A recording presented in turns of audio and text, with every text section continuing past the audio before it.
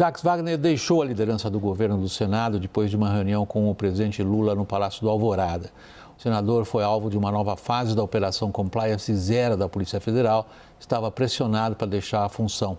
Nosso repórter Danilo Moliterno acompanhou a movimentação e detalha. Boa noite, Danilo. Boa noite, William, e a todos que estão conosco aqui no WW. As 4 décadas de relação entre Lula e Jacques Wagner não foram suficientes para segurar ele na posição de líder do governo no Senado Federal. E foi numa reunião de pouco menos de 2 horas que aconteceu aqui em Brasília, no Palácio da Alvorada, em que a gente teve, na tarde de hoje, definida a sua saída. Um pouquinho depois, portanto, dessa reunião, a gente teve Jacques Wagner vindo a público por meio de suas redes sociais, confirmando que sairia da posição da liderança do governo. Ele ali indica que foi uma decisão consensual junto ao presidente Lula e que o racional, a motivação por trás disso seria ele poder focar na sua defesa, no que diz respeito às investigações e também na formação do palanque do presidente Lula na Bahia e, é claro, na sua tentativa também de reeleição ao Senado Federal. Esse o relato institucional de Jacques Wagner, mas vale sempre a gente destacar esse pano de fundo, que era um contexto de muita pressão para que essa decisão fosse tomada. A gente tinha setores do PT, mas especialmente setores, alas do Palácio do Planalto, que indicavam que era insustentável a permanência de Jacques Wagner nessa posição, porque o desgaste era considerado muito grande e a avaliação era de que o desgaste não pararia de crescer enquanto um investigado por suposta relação com o Banco Master carregasse a alcunha de líder do governo, uma alcunha de fácil associação.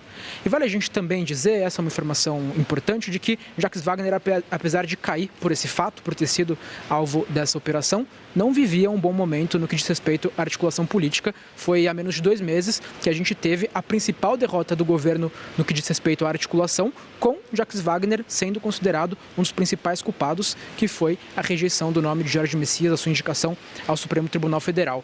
Houve, inclusive, nos bastidores do Palácio do Planalto nos últimos dias, uma lamentação por Lula ter perdido o timing e não ter trocado Jacques Wagner naquele momento, visto que havia a perspectiva de que pudessem surgir revelações relacionando o PT baiano e o caso do Banco Master. E aí, só para a gente finalizar, William, a gente sabe que na vida, mas especialmente aqui em Brasília, as páginas viram muito rápido. E a página atual são especulações aqui em Brasília sobre quem vai assumir essa posição. E aí o que a gente ouve na baseada é de que as opções são poucas, até porque a gente tem muitos dos senadores petistas disputando a reeleição nesse ano e vão focar nessa tarefa. Então, dentre as poucas opções que restam, aquele considerado de perfil para essa função é o ex-ministro da Educação, Camilo Santana. O ponto é, e Lula vai arbitrar isso, que Camilo Santana também está envolvido na campanha, aliás, na pré-campanha até esse momento do presidente, sendo um dos principais articuladores dela na Bahia. Fato é que Lula deve tomar essa decisão nos próximos dias, até porque precisa resolver pautas no Senado Federal até o recesso que começa no dia 18 de julho, especialmente a PEC do fim da escala 6x1. Volto com você, William. Obrigado, boa noite para você em Brasília. Cristiano Noronha, isso é suficiente para estancar a sangria? Não, William, não é.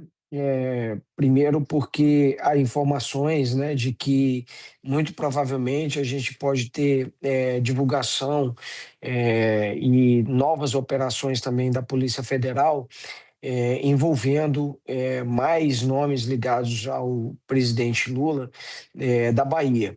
Então, é um episódio, o próprio escândalo Vorcaro atinge muitas autoridades, muitos nomes, devem continuar, portanto, esse episódio repercutindo politicamente bastante, causando desgaste ao governo. Então, obviamente que é uma tentativa de conter esse episódio, mas esse desgaste na campanha do presidente Lula, mas obviamente que isso pode acabar afetando outras pessoas próximas ao presidente, inclusive fala-se no nome do ex-ministro da Casa Civil, Rui Costa, que poderia ser atingido também, que poderia ter algum tipo de ligação com esse desgaste, com esse episódio envolvendo o Banco Master, e obviamente que isso pode acabar chegando também ali mais próximo até do Palácio do Planalto. Então, por hora, era a solução absolutamente esperada,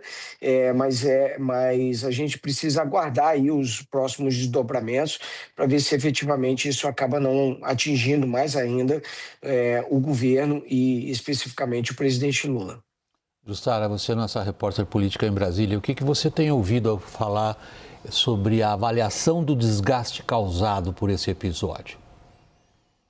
Olha, William, há uma preocupação imensa, tanto que o Jacques Wagner ficou bastante incomodado com uma ala do Palácio do Planalto que começou a pedir imediatamente a saída dele. Jacques Wagner tentou resistir, mas quem cuida da pré-campanha do presidente Lula já está de olho na reeleição, sabe o quanto era pólvora a permanência de Jacques Wagner. Mas, sobretudo, o que mais pode vir pela frente. A grande questão, e aí a gente vê a campanha trabalhando muito no escuro, tentando se antecipar, mas sem saber exatamente o que pode vir pela Polícia Federal. O que mais tem no inquérito? Outra preocupação. A gente sabe que as duas propostas de delação de Daniel Worcaro não avançaram, mas ele entregou algumas informações. O receio é que algumas dessas informações comecem a circular.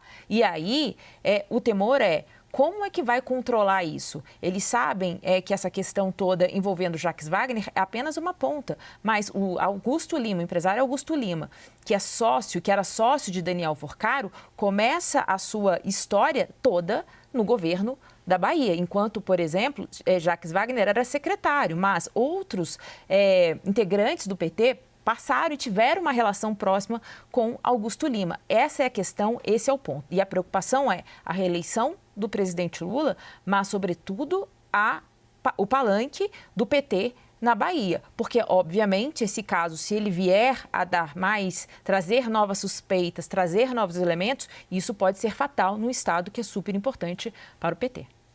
E um outro componente aí, Thaís, quando a gente considera a figura, a pessoa humana de Jacques Wagner.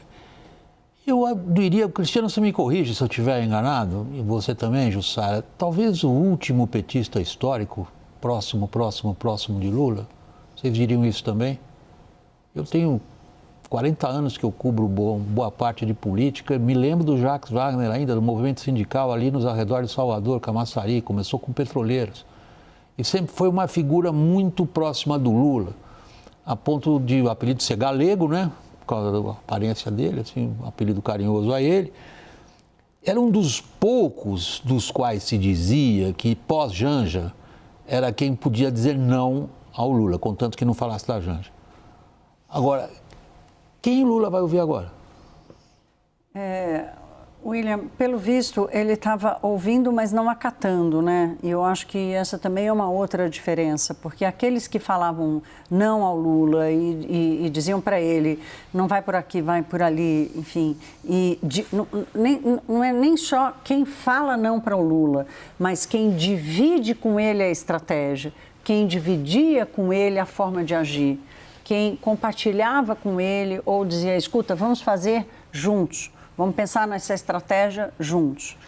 Nesse Lula 3, nós não conseguimos identificar nenhum episódio relevante do governo em que Lula tenha realmente ouvido conselheiros maduros dessa ala mais tradicional e antiga, né? O que há muito é uma força de determinação, que agora, por exemplo, o Sidônio Palmeira ganhou um papel que há muito tempo a gente não via, um papel de quase que exclusividade, em que manda em tudo no governo. De estrategista. De estrategista do governo. Então, a estratégia do governo hoje está sendo traçada pelo marqueteiro. Você não tem um estrategista na economia, você não tem um estrategista na área da energia, você tem um estrategista, vou me corrigir aqui, para fazer os planos do governo. Você não tem um estrategista, inclusive para traçar a governabilidade. E talvez daí a gente veja a quantidade de derrotas de Lula. Claro que esse é um outro congresso, é uma outra dinâmica, tem emenda parlamentar metido no meio, tem uma independência do Congresso, mas é um isolamento de Lula que tudo indica que por decisão dele, não é só um isolamento de quem ele ouvia não, mas é um isolamento de quem ele compartilhava as decisões que tomava. Agora, não é uma situação confortável para o Lula por um lado, Cristiano. Queria ouvi-lo a respeito. Do ponto de vista político eleitoral, o governo está se sentindo numa fase que ele enxerga como lhe sendo favorável. Agora, do ponto de vista político e das pautas e das agendas que o governo pretende levar adiante, o Senado é o bloqueio. Como é que ele vai se virar nessa seara? Não, William, o governo ele está intensificando muito, está se movendo em algumas direções, né? Eu fiz um levantamento recente das medidas que o governo lançou nos últimos meses, por exemplo, com um impacto eleitoral, elas já chegam ali perto de 200 bilhões de reais. Então, o governo tem uma movimentação bastante, vamos dizer assim, presente e bastante intensa na divulgação de uma agenda eleitoral que tenta recuperar, obviamente, a popularidade do presidente Lula, né?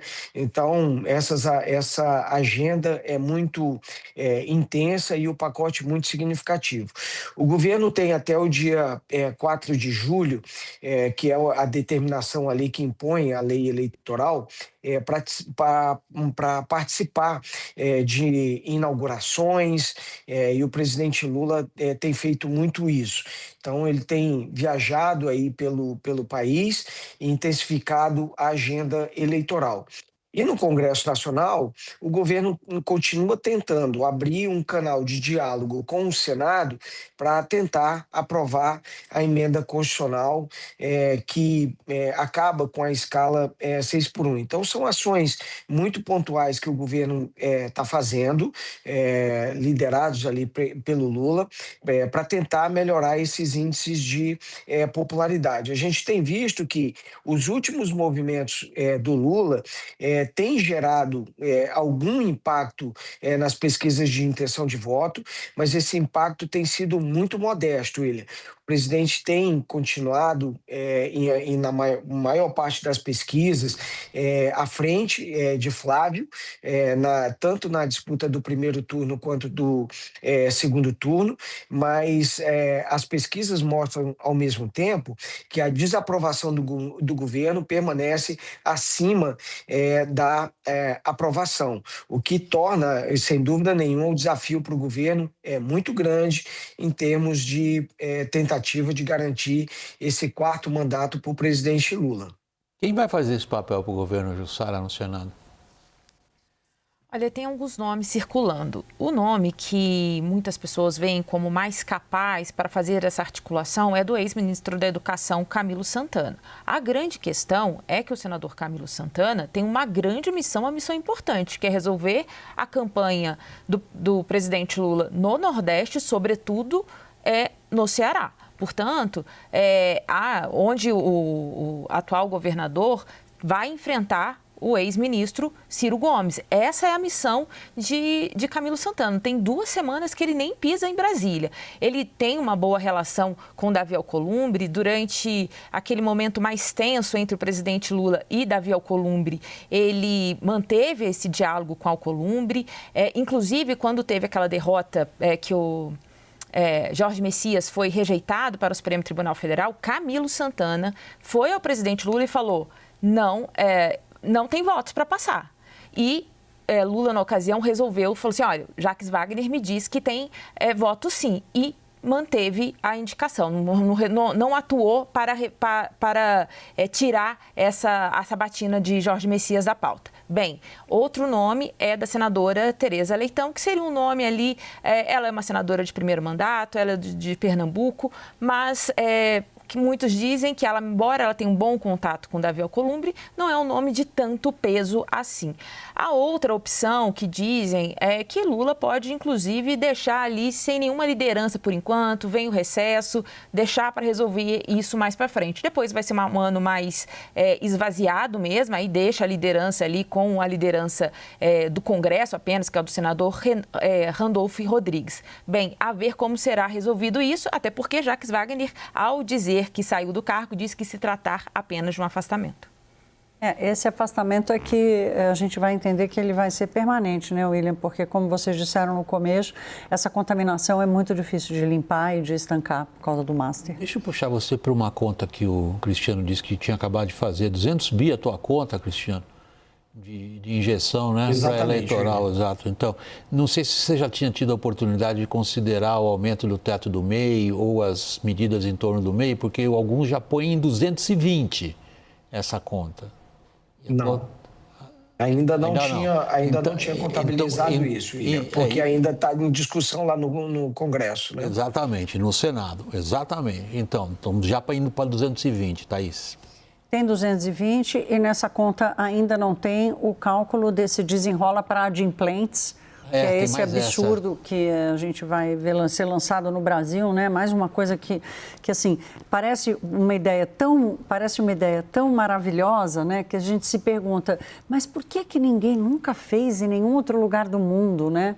É tão espetacular essa ideia de fazer programa de refinanciamento de dívida para quem paga as dívidas em dia. Essa também não está na conta, porque o governo quer oferecer um crédito com juro mais barato. E o MEI, por exemplo, hoje mesmo, o ministro do Trabalho, ele reclamou das MEIs, dizendo que as pessoas estão precarizando no trabalho e estão deixando de pagar a Previdência, sendo funcionárias para se transformar em MEI. Então, o governo quer incentivar a MEI, quer aumentar a MEI, e aí o ministro do Trabalho diz que a MEI é um problema para o mercado de trabalho, é um problema para a Previdência. Formal. Mas problemas é para outro momento. Agora só trabalhamos agora com soluções.